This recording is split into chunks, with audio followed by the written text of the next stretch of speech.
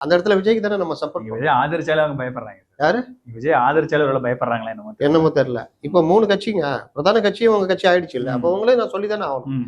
அப்ப தனியா நிக்கிறேன், அவங்க 2 பேரும் தற்கொலை முயற்சின்னு தான் தனியா நிக்காம இருக்காங்க. நீங்க அந்த தற்கொலை முயற்சியை கையில் எடுக்கிறீங்க, அதிகபட்ச வாக்குகள் வாங்குவீங்க. ஆனா அது விழலுக்கு இறைத்த நீர். காட்டில் நிலவாய் கடலில் மலையாய், அவ்வளவுதான். யாருக்கு இருந்தால் யாருக்கு லாபம்? யாருக்கும் லாபம் இல்லை. ஓடி போறீங்க. அதான் நடக்க போகுது கடைசியில. அதே மாரி நின்னீங்கன்னா உங்களுக்கு வெற்றி சாத்தியம். அது அப்புறம் கதை. அதுக்கு முன்னாடி நீங்க 2 செய்ய வேண்டியது, இந்த 2 ஒரு லக்ன பாண்டி போயிடும் மே மாசத்தோட. இன்னொரு லக்ன பாண்டி கூடயே உட்காந்துங்க. அதை சேர பாத்துக்கிறாசான்னு சொல்லிட்டு பொலிட்டிக்கலா வேற எதுவும் தயார் பண்ணணும். அது பண்ணல. சரி ரைட், அதை விட்டுருங்க. மறுபடியும் பாயிண்ட்டுக்கு வர்றேன். அப்போ அவன் தனியா நிக்க எல்லாருமே பயப்படுறப்போ வளர மாட்டோன்றதானே. தனியா நின்று அண்ணாமலையோட 1000 மடங்கு மேலானவர் சீமான். ஓகே, ஆமா. 6 தேர்தலுக்கு பிறகு 8% வளர்ச்சி ஸ்டெப் பை ஸ்டெப்பா இருக்கு. பாஜக மேல எவ்வளவு ஆன்டி இன்கம்பன்சின்றாங்களா, அந்த மாதிரி உங்களுக்கு வச்சு டிஎம்கே பண்ணிக்கிட்டே இருக்குதா இல்லையா?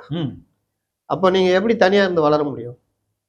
அப்போ பாஜக எடுக்கிற முடிவு அவர் தேசிய தலைமைக்கு தெரியும், இங்க எப்படி பண்ணணும். இப்போ ஏடிஎம்கேவை மிரட்டி உருட்டி இல்ல தோழமையா பேசி ஏதோ ஒரு பண்ணி 50 சீட்டு வாங்கணும்னு முடிவு பண்றாங்க வச்சு. அவங்களும் இதை எதிர்பார்த்துக்கிட்டு இருப்பாங்க. ஏன்னா 9 தொகுதி தனியா வந்துட்டோம், 54 9 54 60 சீட்டு கொடுன்னு கேட்பாங்க.